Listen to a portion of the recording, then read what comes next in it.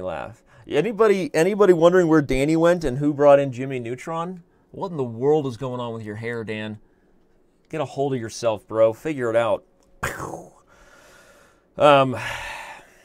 Anyway, the handsome man comment. Was that meant to get a laugh? Is that it? Inception? No.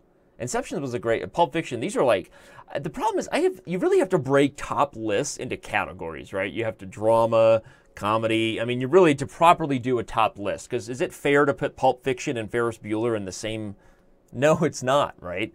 All right, but let's give a shirt to somebody. Let's give a shirt to somebody who's been here. Whoever's this yellow username is in Twitch, I would give it to you, but I can't even read your username. That's how obnoxious that yellow is and how colorblind I am. So that's why you're not getting it. Let's give a hat to Dr. January.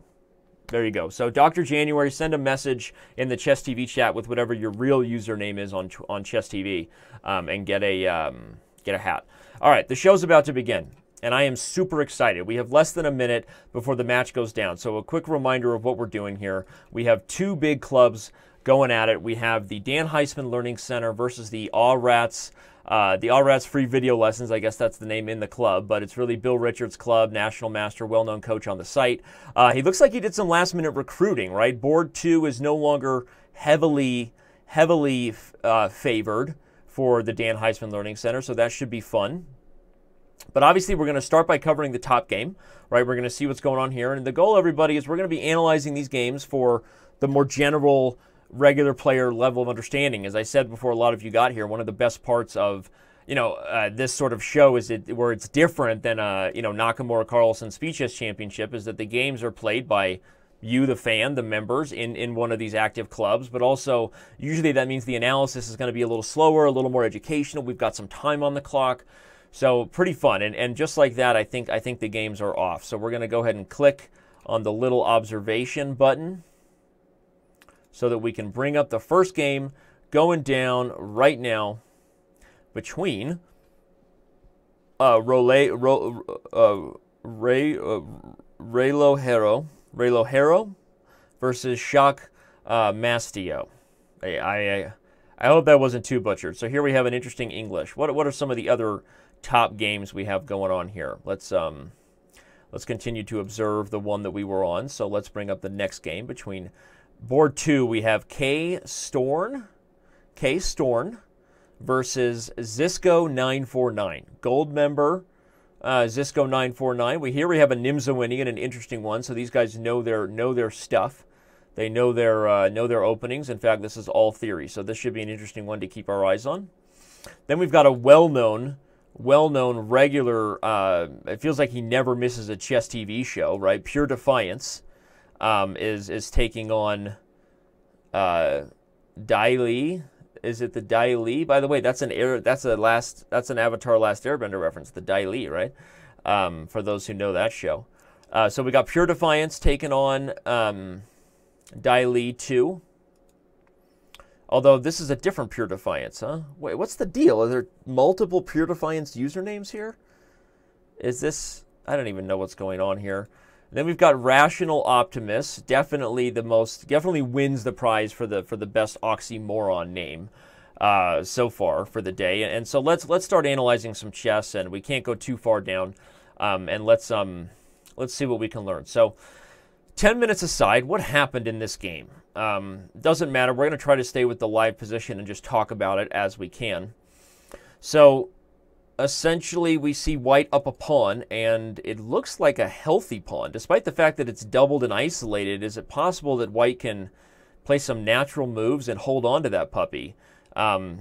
The risk of that, obviously, is that you spend your resources holding a pawn, and those moves could have been used to develop. For example, the other move white could play would be a move like d4, right? And after a trade, black would maybe win back the pawn, but perhaps white has a small advantage in development. Sometimes that can lead to immediate tactics here, where you open up a double attack and maybe there's something happening here, but I don't really see that happening. So, okay, white goes for d4. Interesting decision. I'm not sure that I would have not been greedy, right? I might have put my Yasser Seirawan shoes on and played the move queen to b3. Because I don't see an immediate follow-up. If queen to b3 was played and then I can play d3 and get the bishop out, it feels like that would have been reasonable. So D4 was played, and now we are in the live position. I expect black to win back this pawn, and we're essentially in an equal, not much to it game, right? The center has been completely traded off. So, in those positions, you're talking piece activity and tactics. White has a small edge, I think, in terms of a lead in development. And I was going to say this bishop is more ideally placed to put pressure on black's position than any of white's pieces are. But now I'm surprised by rook e8, because here comes bishop to g5. Okay, and why, or knight to b3 followed by bishop to g5. I don't understand rook to e8. That feels like a weak move to me. And if this game goes in the direction of Shock Maestro, he plays for All Rat. So even though, remember, coming in, I picked Dan Heisman's team to win. Hashtag sucker for a free hat. Okay. But overall, really, this is going to be a very close match. And if Shock Maestro can go, if he can get it done on board 1, that's a big step for Bill Richards' team in the right direction. So I like white's position here. I don't understand why black didn't go back and try to get the d5 pawn. I would look at moves like bishop to g5 here if I was white, and try to hold on to my pawns. We'll come back to that in a minute. Board 2, we have K Storn with a weird stone wall. So this is a good lesson for everybody that a belated stone wall, like this advance of f4, which I'm guessing, not knowing the opening, probably only happened the last few moves. That's right. So a few moves ago, we had a traditional sort of Queen's Gambit decline to QGD. Knight e5 is not a bad idea in these positions. It's sort of typical. But once the center is becoming open, I don't know, f4, and now the center becomes open very quickly, I start to like black's chances, because this structure feels more and more overextended. Whenever you break a pawn chain's natural direction, the pawn chain has already been created. So if you ever want to change directions of a pawn chain, you are creating positional weaknesses no matter what. The center pawns lead the way, and then your other pawns are sort of supporting them and your plan and your direction. And if you're going to switch gears and try to do a positional shift, you have to know the consequences, or that you're always going to be creating potential for positional weaknesses. And really, Zisco gets a ton of credit. C5 is a very good move, immediately trying to undermine the dark squares and create access to this pawn. So, I think for lower-rated beginner players, sometimes you look at this and it still just seems like a big mess. But you always have to see the forest through the trees, which is, despite the tactics in front of you, who has long-term targets, who has bigger weaknesses to worry about, which are positional things that can't be undone, like this pawn can't move backwards. Okay, and so I really like black's position, actually. And I feel like c takes d5 was probably a mistake to go with f4. And I'm really liking Zisco 949's position here. In fact, I don't even know a pleasant way for white to deal with the current double threat of possibly things like f6 and e3 and c takes d4, which opens up a boatload of attacking on c3. Did I just go Napoleon Dynamite? Boatload? Right? Eat the food, Tina, you big lard. Oh, I haven't seen that movie forever. That just brought back somebody, let's make a mental note. Let's watch Napoleon Dynamite together someday. Yeah, I don't even know how white is dealing with the boatload of threats coming to c3. So I think white is in big trouble in this game. Okay, the Dai Li, the evil group from Avatar, The Last Airbender, versus Pure Defiance's clone of some kind, because he's got a different username than the regular Pure Defiance. I don't even know. Maybe somebody could solve that mystery for me. But this is a Najdorf, and black is doing fine. White's also fine. When black has the c-file, if white can't organize some sort of push, at some point this pawn might become weak, but black is going to have to organize some things to do that. Like bishop to e6, and maybe try to either use the c-file by putting pieces on those squares, try to induce white to maybe trade off something, which might create more entry points. But okay, black is also having to worry about some things himself. Maybe weak light squares, and these things are just about dynamically equal. Positionally, black also has this weak pawn on the d-file if white could somehow organize pieces to coordinate against that. Rook e1 seems like a strange move in that regard. I kind of was wondering about bishop b4, but I guess a5. Yeah, never mind. That would be a problem. So instead, rook e1 was played. And okay, so white doesn't quite know what he wants to do yet, but I guess guarding the e-pawn frees up the queen. And so this is a roughly equal game, not our most exciting affair. But okay, we've got 4 games going, so let's move on to the next one. What is with these CG10182s? Okay, so that must be somehow, that must be being generated by our site somehow, right? Because clearly there's no way that they both have the same. Yeah, so something's going on there that I don't even know, and it looks like at least that clarifies for me that Pure Defiance is the real Pure Defiance. Okay, this is an interesting one. Kings on opposite sides of the board, bunch of pawn storms coming. What's that? Okay, well right now when I look at the current position, it looks like White actually just has some problems here. He's currently dealing with a double attack. So noticing those tactics immediately means I have to say Black is better. And what I was going to actually say about a pawn storm of this nature is that one thing you have to be careful of when you have kings on opposite sides of the board and you go all in with pawn storms, okay, and both sides have done that, is that if the minor pieces come off, whenever you make minor piece trades after advancing a bunch of pawns, by definition, the pawns are more vulnerable and you have open squares, right? These are all open access points. Same for Black over here, though he has less of them.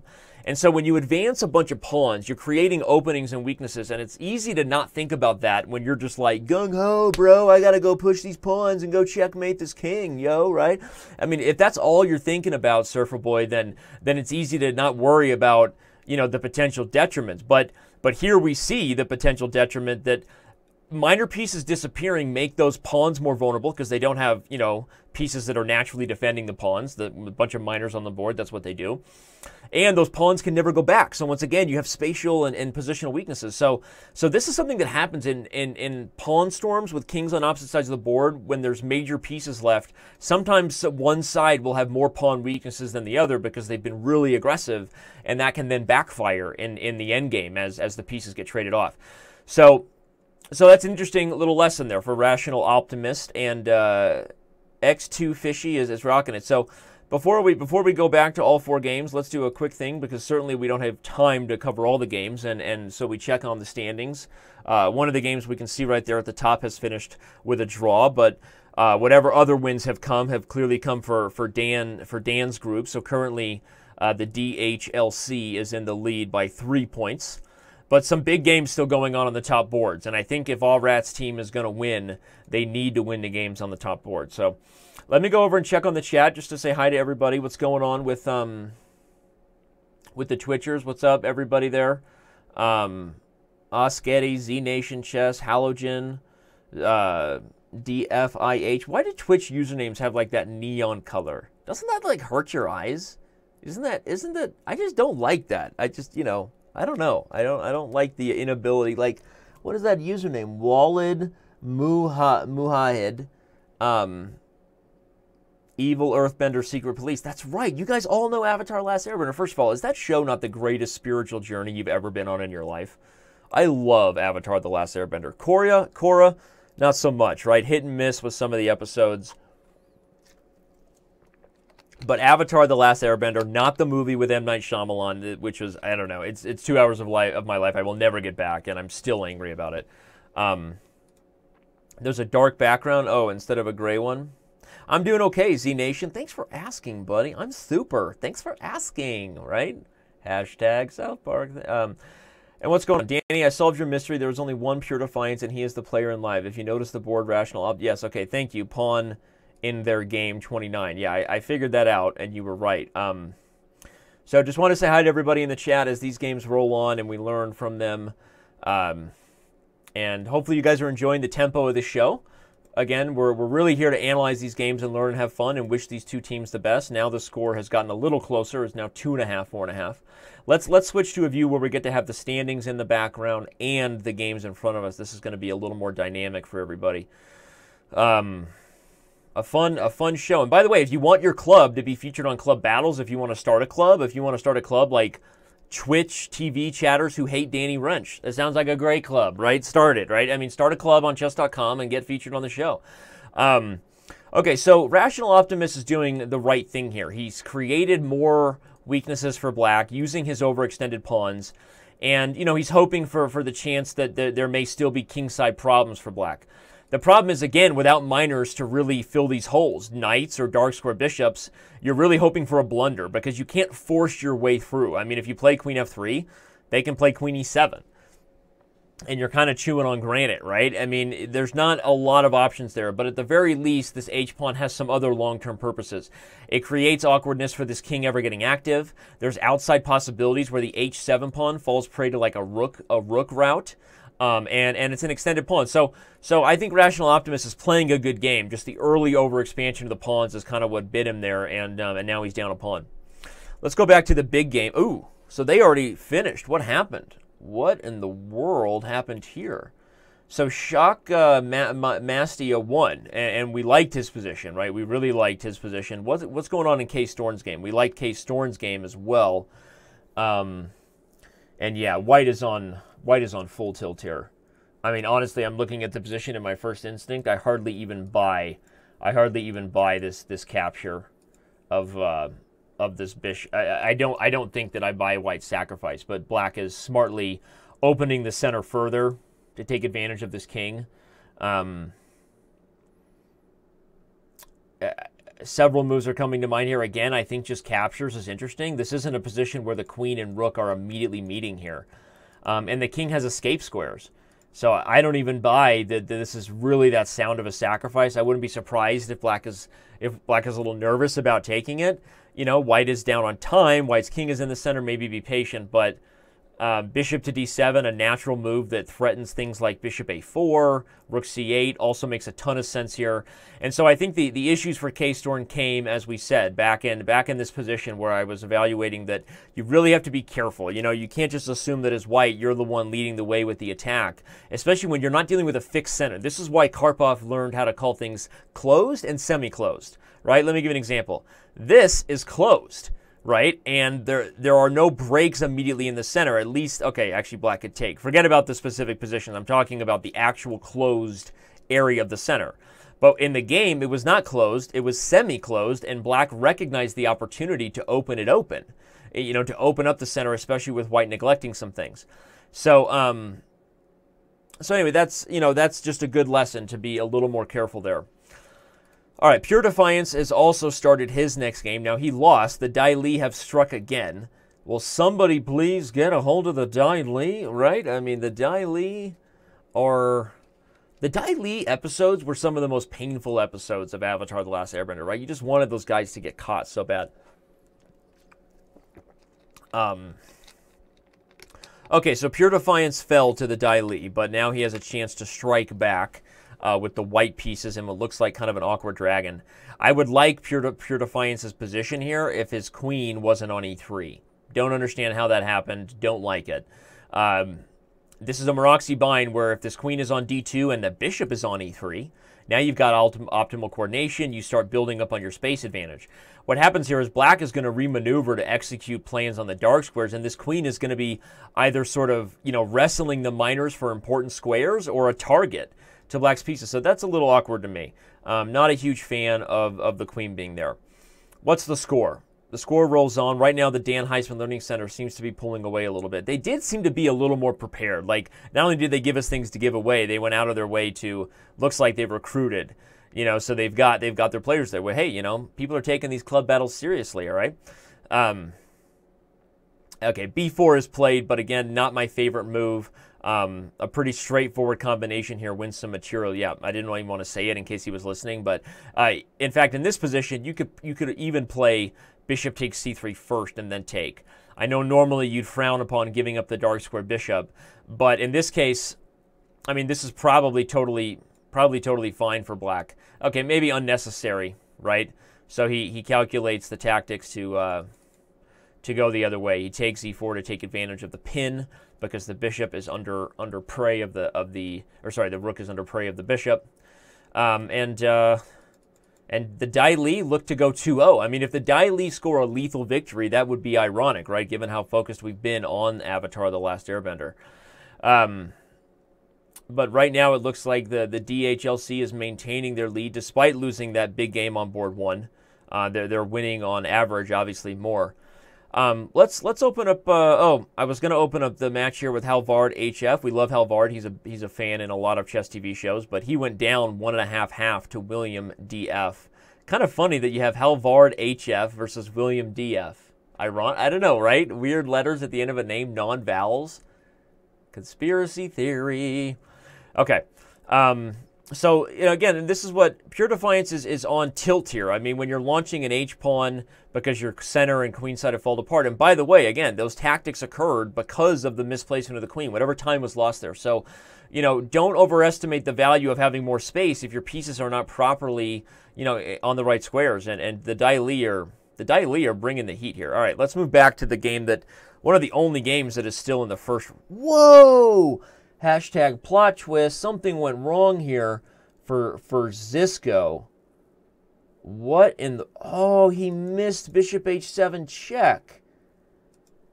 Wait a second. Is this really that big of a deal? Am I really buying this? Can he just... There's knight c4 check coming, right? There's knight c4 check coming. You also have this move bishop a4, which attacks the queen, and if the queen moves in, well, then queen takes c3 check for black, so black is going to be winning. So this is K-Storm is doing, K-Storm was doing what he needed to do to create a mess of things, and that obviously put some pressure on Zisco, but Zisco should have still come out of that on top, and I don't know if he is anymore. This is definitely going to be the one. We're going to put the action right here, everybody. Thanks for being here during the club battles. Reminder of what you're watching here. Our second ever club battles. We're going to be doing these regularly. Join one of these clubs. Be fans. Okay, so if Zisco wins, we give away 2 Dan Heisman Learning Center shirts right away. If K-Storm wins, we give away 2 Dan Heisman Learning Center mugs right away. Look at that. We're giving away stuff no matter what. So you're a winner, chicken dinner. If it's a draw, nobody gets anything. LOL. Moo-ha-ha. If it's a draw, nobody gets anything.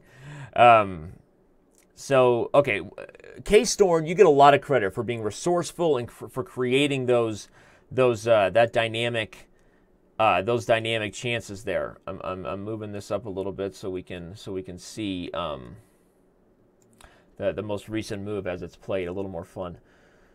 But really, I think, for the record, as this game gets played out a little bit under time pressure, I'm not going to go away because we definitely want to see the finish.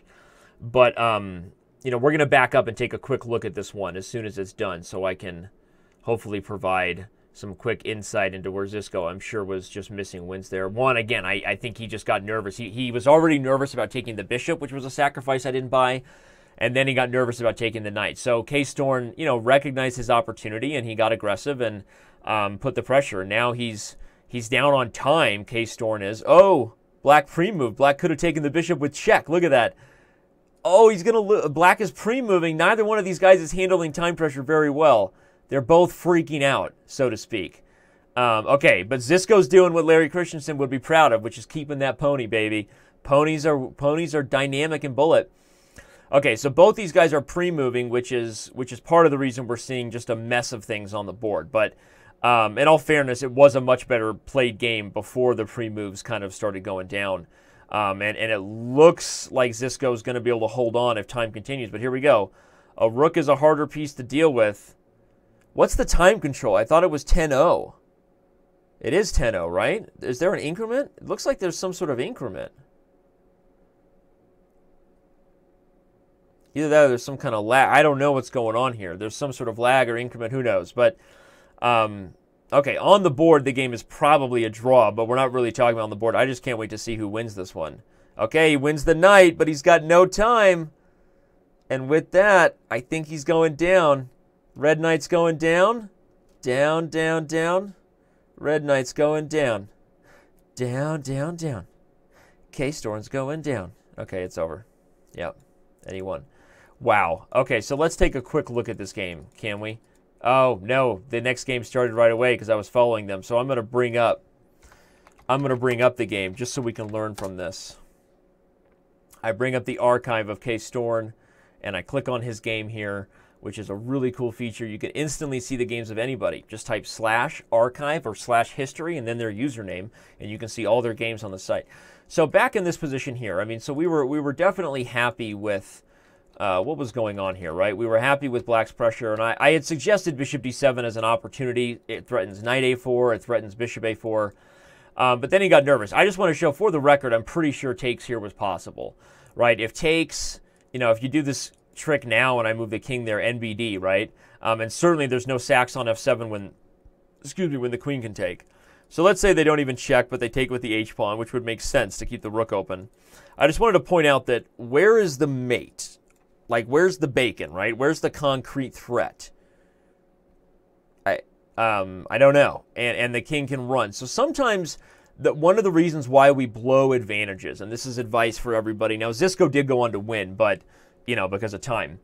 You can't, games against good players will not convert themselves automatically. You can't always take the warm and cozy route to avoid threats. Now, I know some people would say, oh, well, if you're better, why risk it, right? Yes, if you're winning, totally, right? But here you're better, but it's kind of based on the fact that, White has trapped his own bishop and gotten himself sort of overly pot committed to this attack. So you got to calculate accurately. And I say that because I see a lot of my students, or I don't have any students anymore, but a lot of my former students, a lot of my adopted students, who I almost love as much as my real students, just kidding.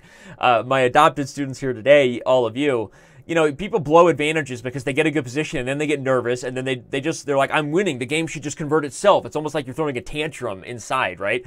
When really, you have to calculate accurately and at some point call your opponent's bluff. At least good players will always make you do that. Like if I'm losing, at some point I will be aggressive enough that my opponent he either cowboys up and delivers the knockout, or he lets me back in the game. I will not let them beat me over the head with a soft wooden hammer, and where I have no chance. I will make them crush me with a jackhammer, or let me back in the game. And so that's just a good lesson.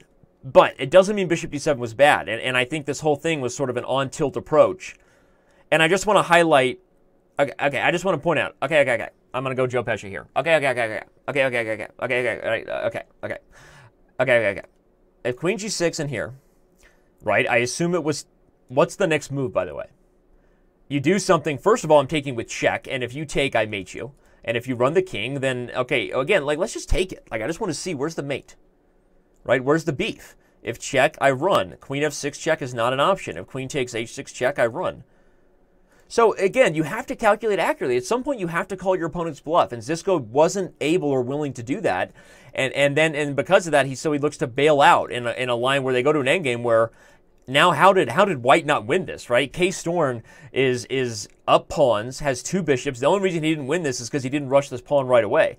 And for the record, right, most of the time up until the final position, he was winning, right? He had the exchange. So again, I think that Zisco really rode the fine line, almost maybe cost his team the match, but that's enough learning. I wanted to provide that analysis. Let's go back to the standings and see what's going on. 11-21. So the DHLC is running away with it. One of the top games that is still going is this one here between Shock Maestro. Shock Maestro. I'm saying Maestro even though there's no R because sometimes I insert R's where they don't need to be. It's just the thing I do. Weird, right? So that's a big win. Shock Maestro going 2-0 keeps the All Rats team, I think, in the match, right? He took board one in a way that the DHLC can't be too happy with Raylo Harrow. But the problem is for All Rats team is likely that's not going to be enough.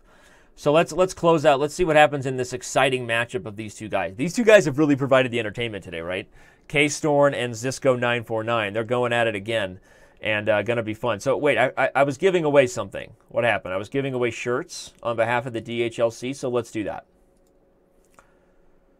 What do you mean I missed knight takes f4? I don't even know what you're talking about, Holmes.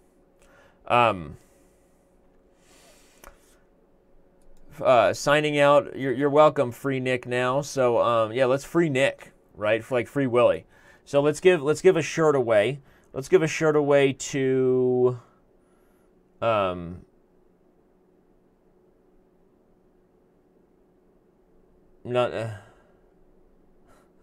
let's give away to King Ragnar. King Ragnar's got a funny comment about I'm forming some sort of clan. I have no idea, but let's give King Ragnar a shirt. King Ragnar, let's get your address to somebody at the DHLC. You just got yourself a T-shirt, Holmes. Now let's give one to the Twitch chat. Cowboys go Romo. Get over yourself. Not giving you a shirt. K Storn. First of all, it's K. That would have been a good one. But you said K Stone, not K Storn. He said K Stone got burned in time pressure so bad, even Zuko felt sorry for him. First of all, hilarious, and you get a shirt. Sketty gets a shirt. Let's get him. Ace Getty. Ace Getty. One, because I loves me an Airbender reference. Two, if anybody knows anything about Zuko, you know, if he's feeling bad for somebody else's burn, you know you got burned. So, you know what, Sketty, you get it. You did it. You did great, buddy. So that gets a shirt for that guy. And let's focus on the chest here for the remainder of the stream. So what's going on here? This is interesting. Down, down, down. The Red Knight's going down. King Ragnar wrote a rap song for me in the TV chat. I didn't even know that. That's awesome. Danny is the man. He's gonna form a clan. Chess will be played and it's gonna be fun. That doesn't really rhyme, but here's one. I just added to your song. I don't know what to say. I won't get far away. Now I'll stop and go play the Sicilian con. Cheers. Okay, that's more like a haiku, and Eminem had a baby, and then some broken things happen, right? Like somebody got a vaccine too early, hashtag autism. No, I'm just kidding, right? No, I'm not trying to, that's actually a real controversial issue. Not going to touch on that one. My bad. But okay, 22.5 wins the match, and we are on pace for that to be the case. So I guess we should be watching it. In fact, we're about a half point away. So currently, Mr. K. Storn is literally fighting for the Rats team's life. So let's hold on to that thought. Okay, so this is a French. One of the interesting things about this structure is that okay, you have two things going on, right? Black has this F file that's been opened up, and with it, the potential for these pieces to come to the king side, right? If Black had a few moves, you might like move the knight, and you might try to get nasty with it, and sometimes you even see a little bishop maneuver, right? A little bit of a bishop remaneuvering, right? The issue is that if there's no concrete improvements toward the king side, Black has the long-term positional problems, right? So Black has activity, but give White a few moves, and you're going to see a rook come to the e file. You're probably going to see this f4 square accessed by a piece. And if White can, White would like to sort of increase pressure here slowly but surely. The counterbalance to that is not just kingside play. Black also has this d-pawn, which is isolated. I tend to feel like White has the edge in these situations if he can poke at the right pressure points. But this one is still early, and we don't know. K. Storn, you'll notice, is playing much faster, right? Doesn't want to get burned in the same way twice. Fool me once, shame on you, fool me twice. I saw too many Jim Carrey movies. Okay, G5 is like a possibly unnecessary. My first instinct on G5 is no, no, no. No, no, no, Marcel. Play Bishop D7. Develop. The other move you can think about in these positions if you're Black is also Knight A5 in some cases, where you either go for the bishop pair or you fill the C4 square. So I would have liked Knight A5. I would have liked a simple Bishop D7. Those moves seem a little more principled than G5, where G5 is a move you're going to wish you had back. And that's not even if White plays H4. I mean, I don't know that it does enough to improve on Black's attacking chances. People too often confuse throwing pawns. You know, you're not throwing rocks at glass here. You're throwing pebbles at a brick wall when your pawns are leading the way and they're opening your own king. And actually, you know, Queen D3 is a good move by Zisco. He's sort of pointing out that you're a day late and $1 short in terms of bringing your bishop over here to the king side. You'd love to be able to play Bishop E8 here and stop Queen to G6. If you play Queen E8, you lose the bishop. If you take G3 first to avoid that, now I actually have an intermezzo. I think we have big trouble little king side here for K. Storn. So he might get Zuko's compassion 2 times in a row. For those airbender references that have become unnecessary. So we gave away some shirts, right? I gave one to Askedi, and Z Nation Chess. It's been proven that the French defense 0-1. Please, okay, please. I'm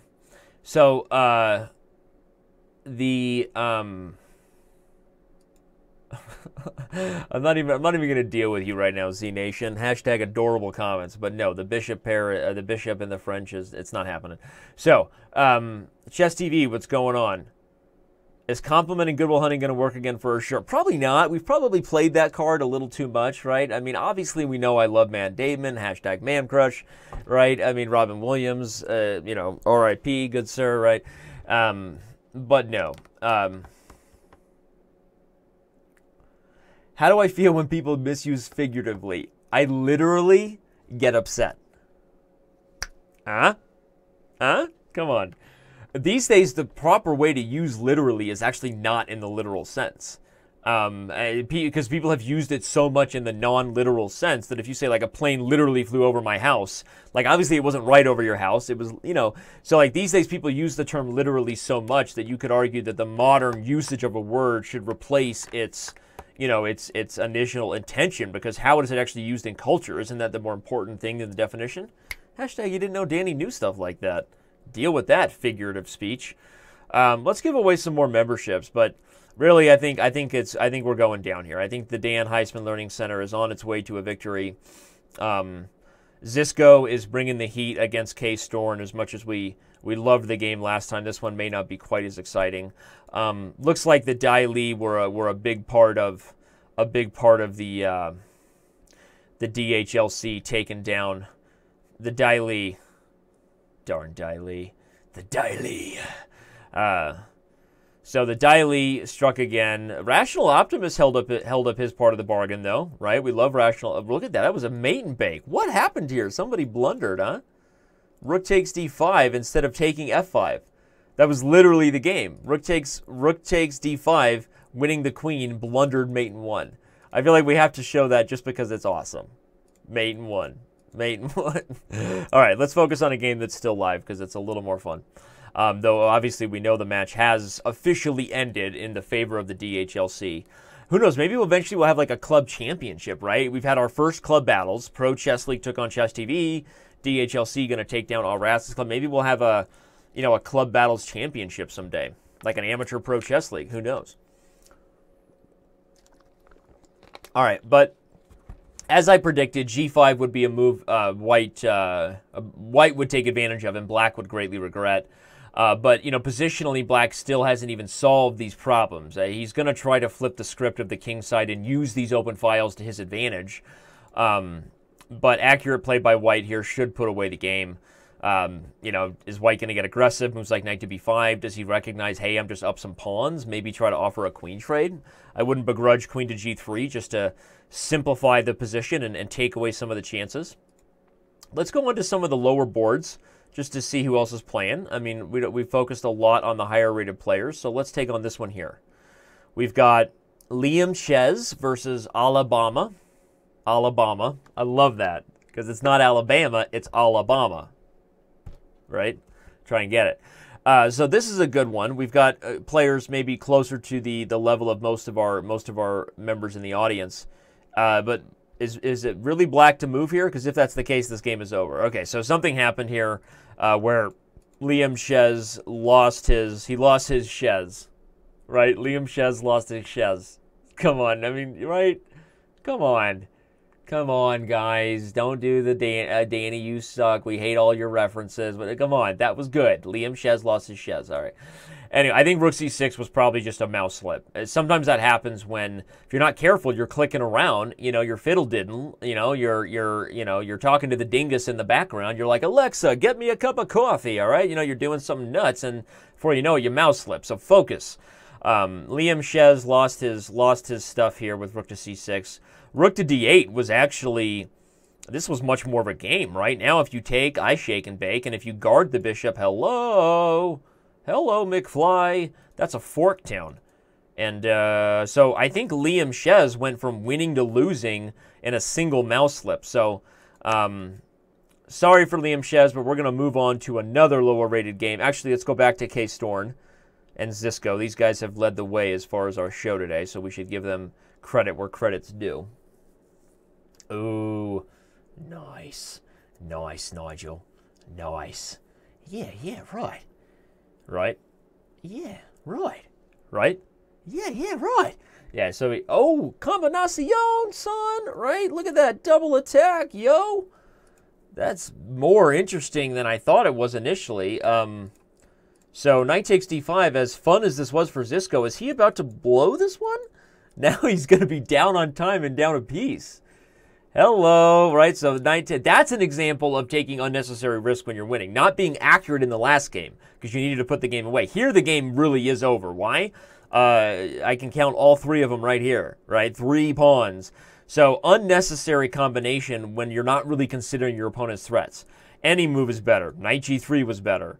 h3 was better, just to eliminate threats on the h-file. So any move was better here for Zisco. He blunders this piece, and now he's in for a dogfight. Less than 30 seconds and down a piece. Ironically, if it wasn't for time, White is probably still doing okay here with the 3 pawns for the piece, right? But no, sir. So I think that K-Storn is about to pull the massive upset, and given how much time we've committed into these 2 guys, I think we can say we're happy that this turned out to be kind of an equal match. Let's check it. So what are there any other lower games in progress? Alabama, Liam Shez. We already knew that one. Nope, that's it. We got K-Storn and Liam Shez. And as we know, the only 2 games in progress here. Whoa, Liam Shez has worked his way back into this one. Well, at least he's no longer down a rook, right? He's almost down a rook's equivalent in pawns, right? 4 pawns is more than enough to skin a cat. But okay, we'll see if Liam Shez can put the pressure on Alabama. Best defense in the SEC, Alabama, right? Alabama. You go back to Greenbow, Alabama. So Alabama's got the best defense in the SEC. But what's going to happen here? Zisco 949 is doing his best, but he's under the gun and he's going to lose this. You can't play a lost position also with 16 seconds versus 3.5 minutes. So a good win for the All-Rats club before things really, came to an end here. A nice comeback victory. Zisco was clearly, not trying to hurt anybody's feelings, Zisco was clearly the stronger player between these 2 guys, but he didn't convert well. In the first game, Zisco could have been more accurate and put the game away for a while, ended up in a massive time scramble where he barely won. And this game, he got under time pressure and then blundered. So let me clarify. Psychologically, you have to be accurate to put the game away, which means that's why I don't tell people to simplify. Simplify implies you just think the game is going to win itself and you just trade or something. I like to use the phrase keep it simple, which means, yes, if there's an obvious trade that doesn't change the nature of your advantage, okay, probably you should trade. But keeping it simple can also imply that you keep the nature of the position where it is. You don't go for unnecessary tactics like White did here and miss your opponent's threats. So, technique and converting advantages is often about discipline. And Zisco was just, so he didn't quite have it in these 2 games. So that's my feedback there. Let's give away a couple. How many Alabama quotes can Danny do? We talking about the band Alabama, right? Or we, Affleck as Batman equals most dirty Harry impression, worst dirty Harry impression ever. Okay, well, I don't know why it took me a while to read that. Maybe you're right. I'm not sure I was a huge fan of Batman versus Superman. Affleck must have pulled some sort of favor in Hollywood to get that role. Not the kind of favor we want to talk about here. Anywho, let's see here. So, how dare I question the French defense? Right, because Black was completely lost. Thank you, everybody, for being here. Let's give away a couple more things. So we gave away 2 shirts. Let's give away 2 mugs. So then we'll have given away 2 hats, 2 shirts, and 2 mugs. So let's give away 2 mugs. A mug in the Twitch chat and a mug in the other chat. The match is coming to an end. K-Storn wins this one. Zisco, decent player, not that's a little bit of a strange layout there, right? We should probably improve the visual presentation of that. We will work on that because that's what we do. But there you go. Congratulations to the Dan Heisman Learning Center in the second ever club battles. They take the win here. The Dan Heisman Learning Center coming away with the 27-17 victory, and that's big time. That's Bad News Bears, starring Walter Matthau, not Billy Bob Thornton, because I choose life. So thank you, everybody, for being here. This was a lot of fun. I actually really enjoy these club battles. Gets a chance to interact with members who are active in their clubs and go over some games that are different than top grandmasters playing. And also, I like to give away some prizes. So I'm looking for one more cup to give away. I would give it to Z Nation Chess, but she's speaking non-truth, okay, with her comments about the French opening. So As the lowest rated player here, you deserve the mug. You know what? That's a great point. Soulstorm TX, you get the mug. So let's get Soulstorm TX on the Twitch chat a mug, DHLC mug. And then Liam Shez let us know it was a mouse slip. That's what I thought, buddy. Yeah, you know, you just got to focus there. Don't click on squares if you ain't ready.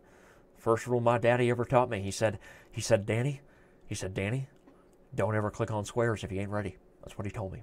And I said, I don't want your laugh. And then he said, that's confusing James Vanderbeek from Texas accent versus Alabama, which is a little more of a southern drawl, and Texas is more a little bit shorter. Right? I don't want your laugh. So Friday Night Lights meets Alabama football, hashtag you get it. But that's what happened. Me and my daddy were talking.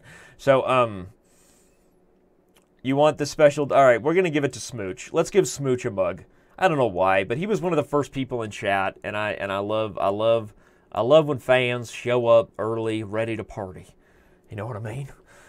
So, who's going to do the next club battles? What do you guys want to see, right? We have a lot of fun with the Pro Chess League versus Chess TV. We've got you know, what went down today here between Allrats and Dan Heisman. Congratulations to both teams. You guys are both champions for being here. Just joking. Obviously, only the Dan Heisman Center won. No, I'm kidding. Right? We're all winners because we learned something. You're never learning when you're losing. At least that's a great thing to tell your kids. You know, it's just one of the best lies ever told. So Smooch gets a free mug on his last day of college. Congratulations. We just made it a great day for this guy. And who was the guy over in Soulstorm TX gets a mug. So contact the Dan Heisman Learning Center. I think you guys should at least join their club now. I mean, be fans of the club. That seems like the least you could do for them. This was a lot of fun. Thanks to everybody for being here. I'm not sure that we have much else to talk about. Besides that some shows are just, you know, you get in, you get out, right? You get on with life. And that's what the show was about, right? We're not here to do anything but watch these two clubs throw down. Let's go check out the standings one more time, just because it was fun while it lasted, right? We had you know, some interesting ones to go over here. So it looks like the afterboard 1, you know, the Heisman group was much more consistent. So Rational Optimists and Shock Mastio, you really can't blame those guys for what went down here. You know, Spamfish also taking care of business. But overall, the consistent matchup honestly featured about a 300-point rating difference. You know, not always, right? Sometimes you guys like Alvin Cruz gets up with Sons of Durin, and that didn't necessarily have a huge advantage. But overall, I'm looking at an average of about 300 rating point difference where most of these mismatches take place. So, you know, I think, and the Liam Ches one also probably should have gone in a 2-0 victory for Liam Ches. Another roughly 200 to 300 point difference. So, you know, I think Dan Heisman Learning Center came to play. Congratulations to both. Join both clubs. They're both great. Thanks to the DHLC for all that they gave away today. Love that. I'm going to go ahead and put on this hat one more time just so everyone can take that visual home with them. You know, Danny, you are one ugly dude in that hat. I mean, it's not about the hat, Dan. I love the DHLC. It's just like, what is going on here? It's like, I should just work by myself for the rest of the day like this and make country accents and talk about my life when I was on the road as a trucker. When I was on the road as a trucker, I saw a lot of things that I can't talk about. Let's just say that a lot of horror movies start out on the road as a trucker. That's all I'm going to say. You do the math, because I can't count. And that's it. We're going to end this Chess TV show with that visual image. I put on my trucker hat, DHLC. By the way, it is phenomenally comfortable. So DHLC, I love that. And peace out to everybody here. Go do all the things you're supposed to do at the end of a show. Follow on Twitter, subscribe on YouTube. I don't know. I feel like I'm supposed to say that stuff. I don't really care if you do it. Do it if you don't. Do it if you want to. Don't if you don't want to. Honestly, you just wasted an hour of your life watching a chess show, so you probably got some time on your hands. You might want to do that. All right, everybody. Love you. Peace out. Good talk, and see you on Chess.